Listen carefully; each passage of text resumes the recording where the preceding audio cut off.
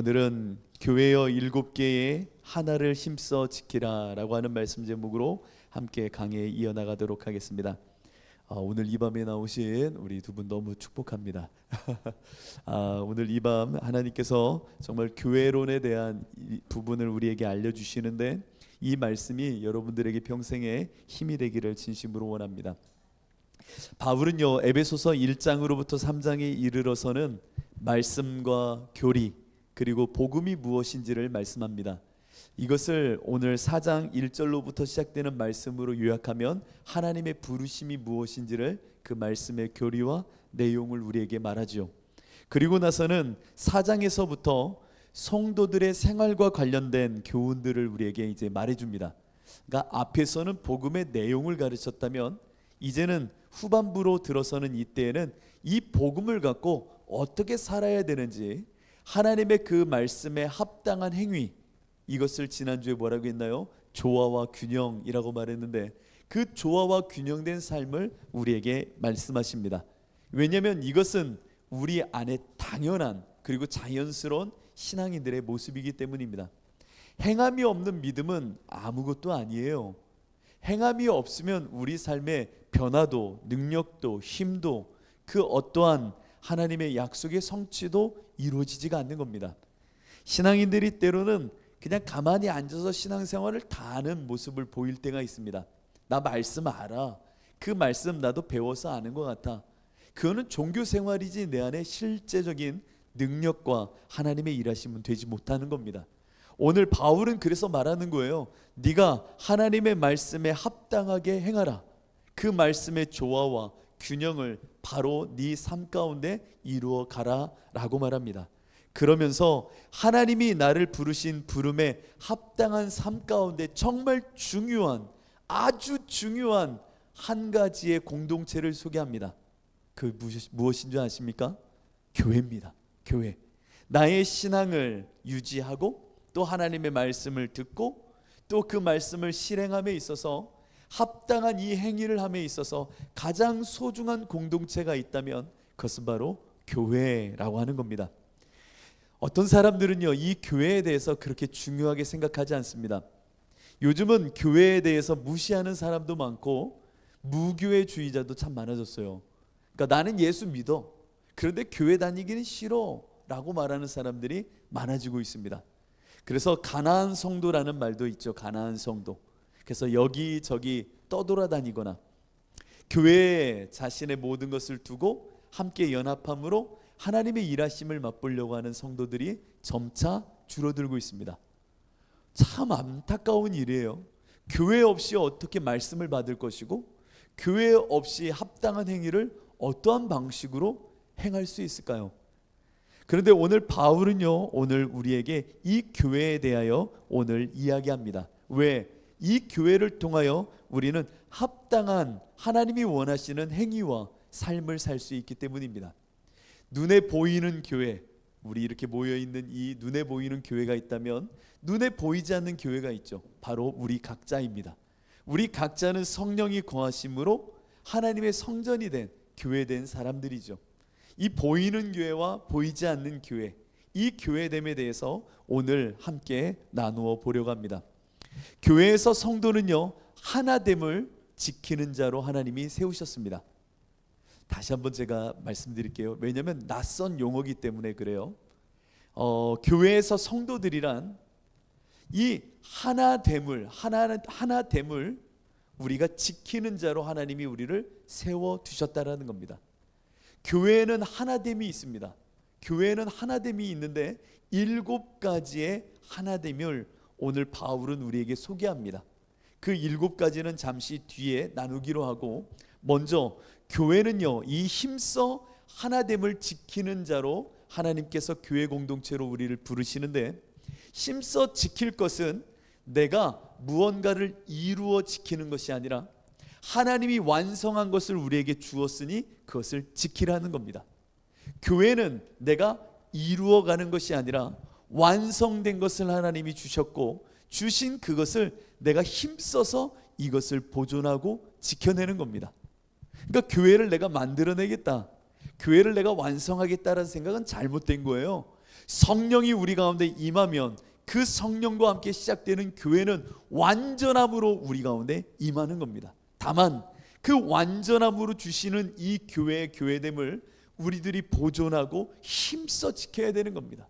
이것이 참 소중한데 오늘 3절을 한번 보십시오. 평안에 매는 줄로 성령이 하나 되게 하신 것, 이 완전한 것을 힘써 지키라 라고 먼저 말합니다. 다시 한번요.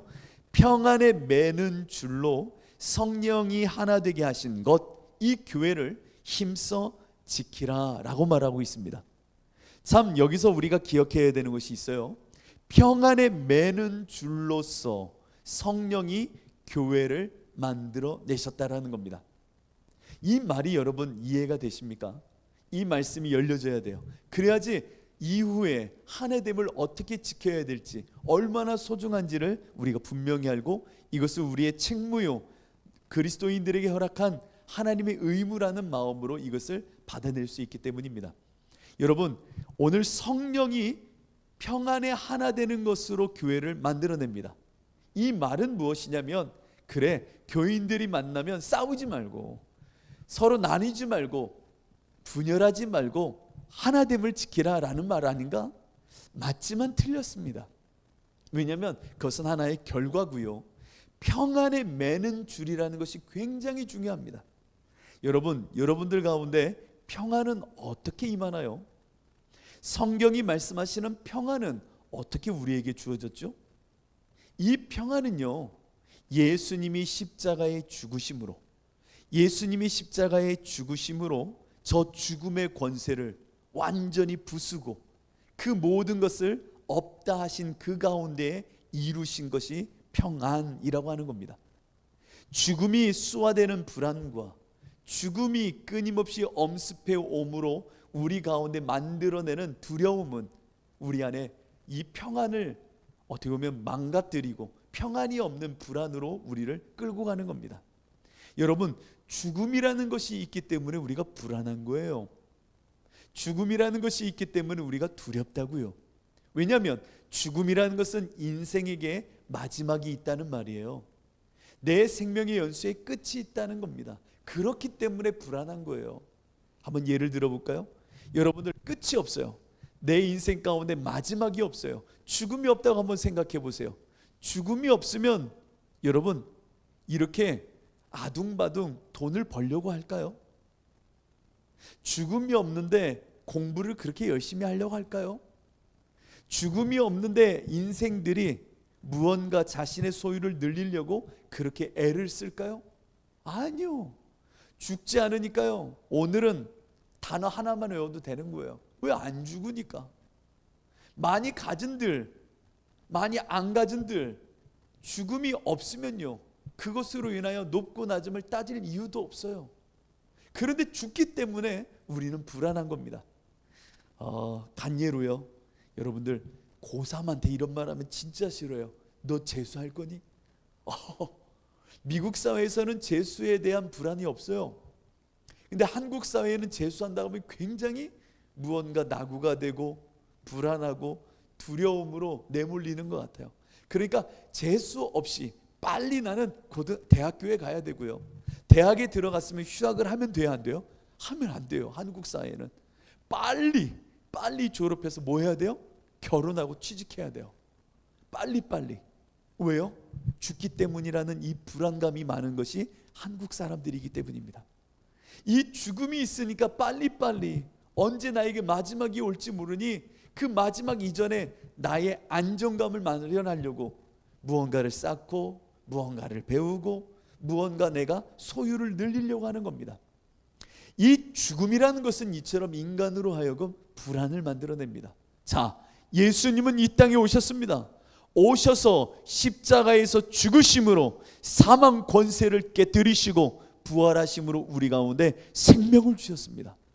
이 놀라운 십자가와 부활의 복음의 사건은 우리 가운데 평안이라고 하는 근원적인 하나님 안에서만 줄 수 있는 놀라운 평안을 우리 가운데 허락하셨다라는 겁니다.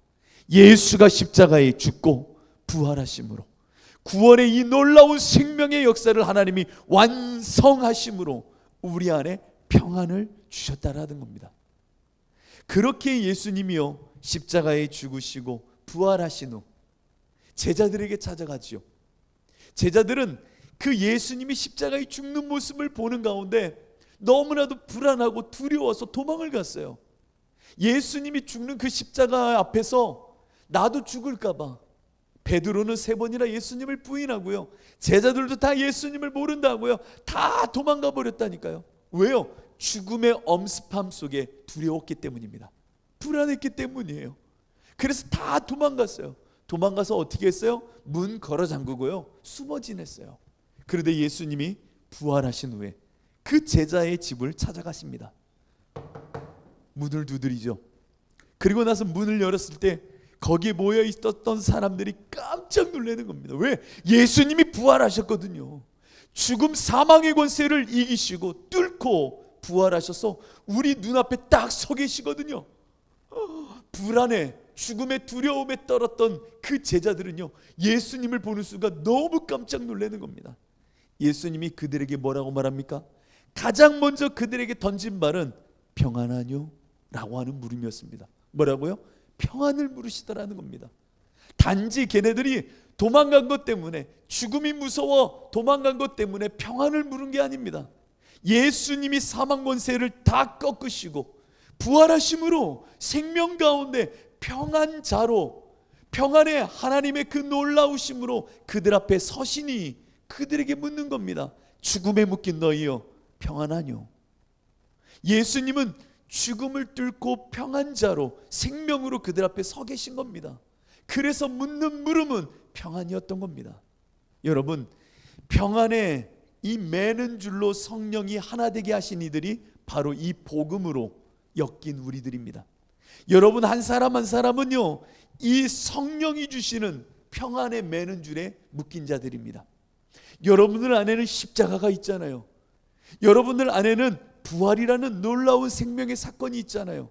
십자가와 부활, 각자 이 십자가를 경험하고 부활을 경험한 것은 다양한 모습들이지만 그래도 십자가라는 이름 속에 우리는 같은 예수 그리스도 안에서 죽어졌고, 부활이라는 하나님의 거듭나는 놀라운 생명으로 일으키실 때에, 예수와 함께 살 때에 여러분들을 하나님이 각기 다양한 모습으로 살리신 그 경험이 있지만 우리는 예수 부활이라고 하는 이 이름 속에 하나로 묶여 있는 겁니다. 각기 다른 간증을 갖고 있고 이야기를 갖고 있지만 우리 모두는 십자가와 부활이라고 하는 평안에 매는 줄에 이야기를 같이 갖고 있는 사람들이라고요. 예수를 만난 경험, 예수와 함께 죽고 예수와 함께 산 이야기, 누군가는 중학교 2학년 때에, 누군가는 그 청년의 때에, 누군가는 어제 그 예수님을 만나서 죽고 살아나는 이 생명의 평안을 이야기로 갖게 된 사람들이라는 겁니다. 우리는 얼굴도 다르고 신분도 다른 듯 살아가는 모습도 다 다르지만 우리 안에 공통적으로 있는 것은 예수 그리스도의 흔적, 십자가와 부활, 곧 평안을 가져다 주시는 이 생명이 우리 안에 들어왔다라는 겁니다. 그렇기에 오늘 평안에 매는 줄로 묶인 우리 모두를 성령은 교회라는 이름으로 묶어 두셨다라는 겁니다. 왜? 같은 이야기의 사람이라는 겁니다. 같은 예수 그리스도의 사건, 십자가와 부활이라고 하는 이 놀라운 하나님의 부활의 그 십자가의 이야기가 우리 안에 있다라는 겁니다. 여러분들 안에도 십자가 이야기가 있잖아요. 부활의 거듭나는 놀라운 생명의 이야기가 있잖아요. 그 가운데 하나님이 살리셨잖아요. 저도 중학교 2학년 때 처음 예수님을 만나 그 밤에 살려달라고, 나를 용서하여 달라고, 내가 죄인이라고 그렇게 마룻바닥에서 처음 예수님을 만났어요. 만나는 가운데 내가 예수와 함께 이렇게 죽는구나, 내 죄악을 이렇게 씻겨주시는구나, 그렇게 나는 죽은 듯 하나님 앞에 회개하며 기도하고, 그리고 다시금 주 예수 그리스도 안에서 부활의 은혜로 거듭난 자로 하나님이 살리시는 그 은혜를 맛보았던 겁니다. 그런데 저만 그런 줄 알았더니 아니더라고요. 많은 그리스도인들, 아니 믿음의 선진 모두가 이 십자가의 예수와 함께 죽고 예수와 함께 산 놀라운 생명의 경험들이 다 있더라고요. 우리 모두는 이 복음을 나의 복음으로 갖고 있지만, 이 나의 복음은 나만의 것이 아니라 옆에 있는 지체도 똑같이 그 십자가와 부활의 복음을 갖고 있고, 옆에 있는 집사님도 십자가와 부활의 복음을, 그 예수와 연합된 놀라운 생명의 이야기를 갖고 있더라는 겁니다. 그러니 우리는 같은 이야기의 사람이에요. 한 성경의 사람들이 되어졌다는 겁니다. 그래서 성령이 평안에 매는 줄로 우리를 똘똘 하나됨으로 묶을 수 있는 겁니다. 왜요? 한 예수 안에, 한 십자가와 한 부활을 성령 안에서 경험케 하셨으니, 이제는 얼굴은 다르고 우리의 삶의 이야기는 다 달라도 공통적인 메타에 흐르는 같은 십자가와 부활의 평안이라고 하는 이 매는 줄로 우리는 매인자가 되어졌다는 겁니다. 이게 교회입니다. 교회는 이름을 등록했으니까 교인이 되는 것이 아니라, 이 십자가의 흔적, 부활의 생명을 가진 자들이 같은 이야기로 묶여 있는 이들을 일컬어 평안에 매는 줄로 성령이 묶은 교회라고 말하는 겁니다. 이것이 교회됨입니다. 그렇다면 이렇게 하나님이 완전함으로 영단번 이루신 구원의 역사를 우리에게 주셨다면, 이 영단번 이루신 완전하신 구원을 여러분에게, 저에게 주셨다면, 주신 이것을 우리는 힘써 지켜야 된다는 겁니다. 그 지켜나갈 때에 다음 7가지의 하나됨을 기억하라 라고 하는 겁니다. 이미 여러분은 하나됨이 무엇인지 알아요. 예수 그리스도의 십자가 복음, 그 십자가와 부활이란 놀라운 생명이 하나됨으로 우리 안에 들어왔지. 근데 이것을 좀 세분화하면 다음 7가지가 되더라 라고 말하면서 오늘 바울은 이야기하는 겁니다. 이 7가지는 다음과 같으니 여러분들도 동그라미를 한번 치면서 나중에 살펴보시기 바랍니다. 몸, 성령, 소망, 주, 믿음, 세례, 하나님이 하나래요. 다시 한번요, 오늘 본문 한번 쭉 보면서 따라가 보세요. 바울은요 7개의 하나를 말하고 있습니다. 몸이 하나고, 성령이 하나고, 우리는 소망이 하나며, 주도 하나며, 믿음도 하나며, 세례도 하나며, 한 하나님으로부터 우리는 묶인 자가 되어졌다라는 겁니다. 7가지를 말했지만 이 모든 것이 하나래요. 그렇죠? 이 7개가 하나로 뭉쳤다는 것이 아니라 각각 하나로서 우리가 그것을 맛보고 있다라는 겁니다. 자, 오늘은 이 중에 3가지만 나누고 마치려고 합니다. 첫 번째는 몸입니다. 바울은요 자신이 가장 중시하는 것을 가장 앞에 두거든요. 그것은 몸이라는 비유였습니다. 우리는 한 몸을 가진 사람들 아닌가? 맞지요? 우리 평안에 매는 줄로 묶인 우리, 십자가와 부활이라는 놀라운 생명의 이 두 축으로 우리의 이야기가 다 묶여 있다면, 우리 메타 근저에 같은 이야기를 갖고 있다면, 우리는 한 몸, 예수 그리스도라고 하는 이 몸에 묶인 사람들입니다. 여러분들은 다른 몸에 묶여 있고 저는 또 다른 몸에 묶여 있는 게 아니라 예수 그리스도는 하나 된 몸 안에 우리는 지체로 묶여 있는 자다라고 하는 겁니다. 이것을 지켜야 된다는 겁니다. 교회는요 이 한 몸 공동체입니다. 이 교회는요, 주사랑 교회는요 한 몸 공동체입니다. 교회를 그래서 소중히 여기고 가꾸고 제일로 여겨야 됩니다. 교회를 정말로 제일로 여겨야 됩니다. 왜? 이 교회됨으로 우리가 한 몸으로 엮여 있기 때문에 엮여 있는 이 교회를 소중히 생각해야 됩니다. 하나님께서는 우리에게 많은 것을 주셨지만 정말 가장 이 땅에서 중요하고 가장 없어져서는 안 되는 것은 교회, 예수 그리스도의 몸된 교회라는 겁니다. 이 몸된 교회를 우리들은 아끼고 사랑하고 한 몸이라는 것을 알아서 이 교회를 정말로 소중히 생각해야 됩니다. 옆에 있는 지체가 교회잖아요. 그 몸됨을 한 몸이니 서로 아끼고, 옆에 있는 지체가 힘들어하면 그 지체를 위하여 중보하고, 이 교회의 부흥과 성장을 위하여 애쓰고 헌신하며 수고해야 됩니다. 그런데요, 이 한 몸을 인정하지 않는 시절이 바로 오늘날이 되고 있습니다. 교회들이요 분열하고요, 교회 안에서도 패가 나누고요, 교회 안에서도 서로 구별 지으려고 하고요, 큰 교회 작은 교회를 따지려고 하고요. 자꾸만 이렇게 나눠지는 이유가 무엇이에요? 한 몸임을 거부하고 있는 겁니다. 그러나 우리 주사랑교회는 한 몸임을 알아 이 교회를 소중히 생각해야 됩니다. 저는 교회를 사랑하는 분들을 보면 너무나도 가슴이 뛰어요. 이 보이는 교회뿐만 아니라 각 지체들을 사랑하는 분들을 보면 가슴이 더 뛰죠. 여러분들 안에 한 몸임을 안다면 이 보이는 교회와 보이지 않는 몸된 지체들을 정말로 사랑하십시오.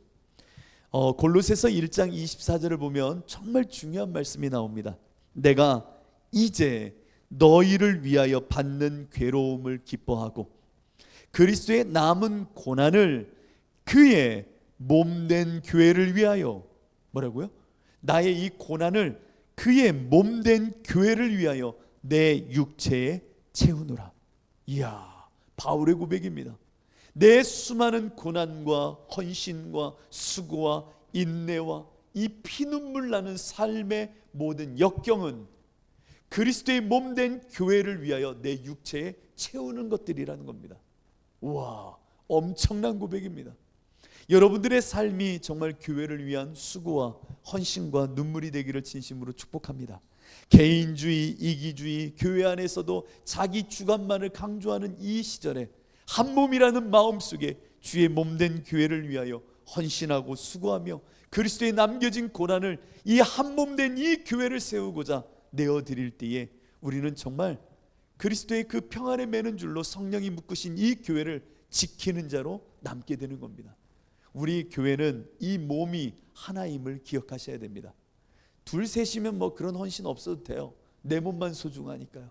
그러나 예수 그리스도 안에서 우리는 한 몸으로 엮여 있는 자들입니다. 또한 성령이 하나다라고 말합니다. 성령이 하나이니, 맞지요? 진정한 교회, 진정한 그리스도인들의 진면목은 같은 성령의 충만함을 얻을 때에 이루어지는 겁니다. 외형만 교회를 갖춘다고 진짜 교회는 아니에요. 초대교회를 한번 보세요. 당시 사도들이 12명이나 있었고요. 여러분, 직계제자 아닙니까? 물론 한 명은 자살을 하여 또 한 명 채워넣었지만 초대교회 당시 12사도는요 예수님의 직계제자라고요. 이 말이 뭐냐면 예수님하고 동고동락했다는 얘기 아닙니까? 우리는 예수님 못 보셨잖아요. 근데 직계제자가 있었고요. 뿐만 아니라 120명의 문도도 그 당시에 초대교회를 이루고 있었습니다. 하지만 진정한 교회의 시작을 우리는 언제로 생각합니까? 언제부터 교회가 시작됐다고 여러분들 선포하며 진짜 생명력 있는 교회, 부흥하는 교회, 사도행전의 역사를 이룬 교회를 언제로 칩니까? 오순절 성령이 임한 그때를 생각합니다. 120문도가 있고 12제자가 있어서 교회가 아니에요. 성령이 임하니 그때부터 사도행전의 역사를 이룬 것이 교회라는 겁니다. 그런데 오늘날 성령 안에서 우리는 한 성령을 받고 있는 자가 되어야 됩니다. 이 말이 정말 중요합니다. 한 성령으로 우리는 하나 되어야 됩니다. 그런데 한 성령을 인정하지 않는 시절이 되어버렸습니다. 어느 교회에서는요 이단이죠. 쉬운 얘기로 이단들 혹은 어느 교회에서는요 임파테이션이라는 것을 강조합니다. 임파테이션 한번 들어보셨나요? 내가 갖고 있는 성령을 전가해 준다는 거예요. 참, 그러니까 성령을 내 마음대로 무슨 마법이나 주술처럼 내가 그것을 갖고 있어서 직계로 내가 가진 이 성령을 임파테이션 해주면 이것이 전가된다는 겁니다. 그래서 전가되는 이것을 받은 우리만 진짜 공동체래요. 이런 사꾼이 어디 있습니까? 이건 거짓이에요. 거짓이에요. 그런 성령 아니에요. 오늘 바울이 말하는 진짜 예수 그리스도의 십자가와 부활을 증거하는 성령은 한 성령으로 동일하게 같은 마음으로 하나님의 말씀을 우리 안에 깨닫게 하시고 역사하시는 한 성령이라는 것을 알아야 됩니다. 나만 특별한 성령의 충만함을 받은 것처럼 말하여서도 안 되고 누군가만이 그 성령을 독점하는 것처럼 말하여서도 안 됩니다. 우리가 받은 이 성령은 동일한 한 성령으로부터 우리에게 임한 것이니 그 성령 안에서 우리는 엮이었고 이것을 힘써 지키는 자로 하나님이 불러 세우셨다라는 겁니다. 우리는 한 성령으로 주의 충만함을 누리는 자입니다. 특별히 우리 주사랑교회는 여기 있는 이봉규 목사는 성령이 더 그레이드가 높은 성령이 임한 거고, 누구는 성령이 낮은 등급의 성령이 임한 거고, 어느 사람은 성령이 손끝으로만 만들고 간 사람이고, 어떤 사람은 성령이 와서 벌컥 안아가지고 충만함으로 임한 자고, 이런 식으로 성령을 나누고 구분하는 게 아니에요. 우리 모두는 예수 그리스도의 영, 성령 그 한 분 안에서 한 몸으로 세워진 자라는 것을 지켜나가야 됩니다. 우리 모두는 똑같은 그 성령의 하나 되심으로, 그리고 한 성령 안에서 우리 안에 임재하심으로 그 성령의 열매를 맺게 하시고 이끌어 가신다라는 겁니다. 그래서요, 여기 있는 목회자가 품는 그 성령의 마음은 곧 여러분들이 품고 있는 성령의 마음과 똑같은 겁니다. 그래서 우리는 같은 마음으로, 일심으로 성령이 주시는 감화 감동을 따라 주님의 말씀을 향하여 나아가는 자들입니다. 누군가는 특별하고 누군가는 부족한 게 아니에요. 한 성령 안에서 우리는 동일한 하나님의 역사 안에 나아가는 공동체라는 겁니다. 이것을 지켜야 됩니다. 정말 지켜야 됩니다. 그러지 않으면 우리는 분열하게 되어 있고 싸우게 되어 있고 잘못된 이단과 같은 사상에 빠질 수 있다는 겁니다. 마지막으로 한 소망에 우리는 묶여 있음을 아셔야 됩니다. 한 성령에 의해 태어난 교회는 한 소망을 갖습니다. 근데 여기서 중요한 게 있어요. 한 소망이라는 것이 숫자 1의 개념만이 아닙니다. 한 성령이라는 것, 한 소망이라는 것은 하나의 똑같은 소망을 갖는다는 의미가 아니라 기원이, 출발이, 그 근원이 동일하다라는 말입니다. 우리가 갖게 되는 소망은 하나님으로부터, 예수 그리스도로부터 오는 소망이라는 겁니다. 내가 갖는 소망이면 각각 다 다르겠지요. 그러나 우리가 갖는 이 소망이라는 것은 예수로부터 왔기에 우리의 소망의 이유가 동일하다라는 겁니다. 우리는 이것을 인정해야 됩니다. 누군가는 더 큰 역사의 소망을 갖고 누군가는 부족한 소망을 갖고가 아니에요. 같은 하나님으로부터 온 것이라면 한 소망이라고 우리는 고백하고 그것을 인정할 줄 알아야 됩니다. 그런데 교회 안에 이상한 소망들이 넘쳐나기 시작했습니다. 만사형통, 일확천금, 이런 식의 각자가 원하는 욕망의 소망들이 교회 안에 넘쳐나는 겁니다. 그리고 나선 그것을 이루어 주는 것이 마치 하나님의 역사라고 생각하며 성도들도 그렇게 나와 이 교회를 채우려고 하는 겁니다. 무엇 때문에요? 한 소망 때문에요? 아니요, 내 소망 때문에, 내가 원하는 소망 때문에 교회 안에 몰려드는 겁니다. 그리고 이 소망을 이루려고 서로 질투하고 시기하고 미워하고 교회 안에서도 경쟁을 하고 교회 안에서도 누가 더 높은 소망이고 더 낮은 소망인지를 나눠버리는 겁니다. 이게 무슨 일입니까? 이거는 어리석은 겁니다. 이러한 신앙은 거짓이요, 잘못이요, 이단과 술수와 저 악한 사단이 꿰어 넘어뜨리려고 하는 모습들입니다. 우리는 깨어서 영원으로부터 오는, 하나님으로부터 오는, 예수 그리스도로부터 오는 한 소망이 우리 가운데 있다라는 것을 인정해야 되는 겁니다. 옆에 있는 지체가 품은 것도 예수로부터 온 것이요, 내가 품고 있는 것도 예수로부터 온 미래로부터 도래하는 소망이라면 우리는 한 몸으로 한 소망을 가진 자로 이것을 지켜 견고히 나아가야 되는 겁니다. 그렇지 않으면 우리들은 엉뚱한 신앙에 빠질 수밖에 없다라는 겁니다. 여러분, 우리 교회는 한 소망 공동체입니다.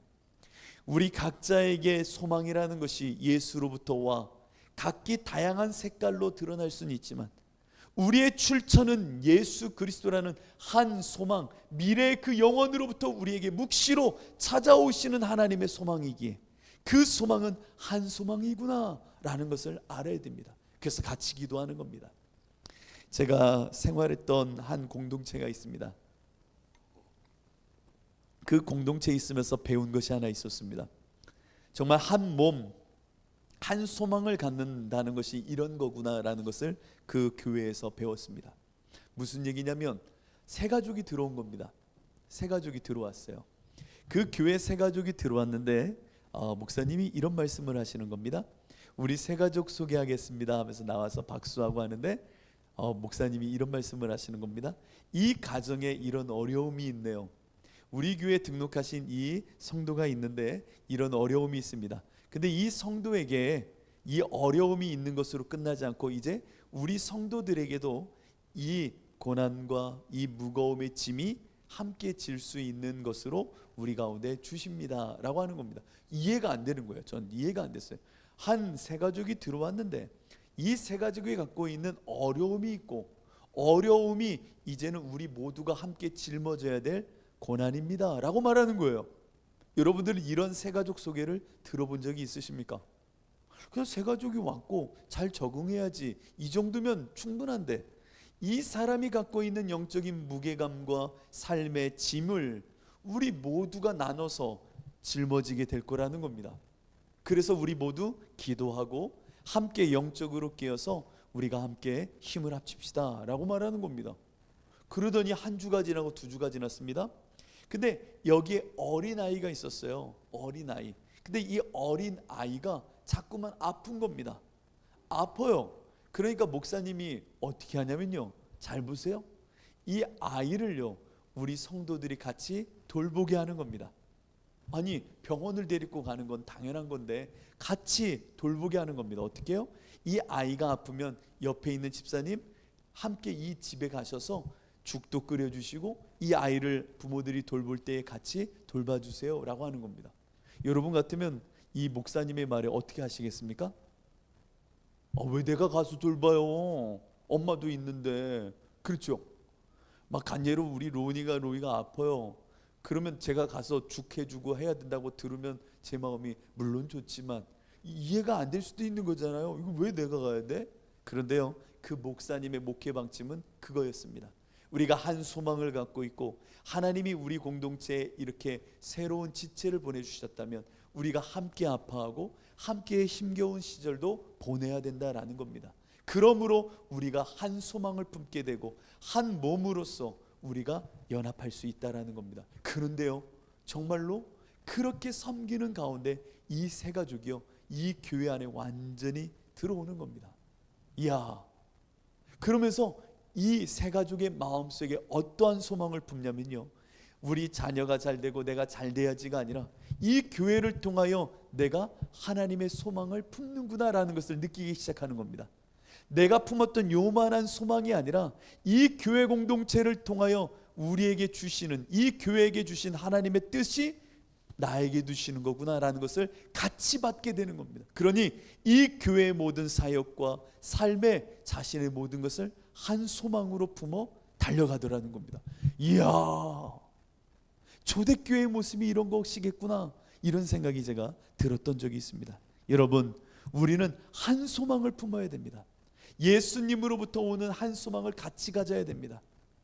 이 교회가 부흥하고 성장하는 것, 그것은 누군가의 욕심을 채우려고 하는 것이 아닙니다.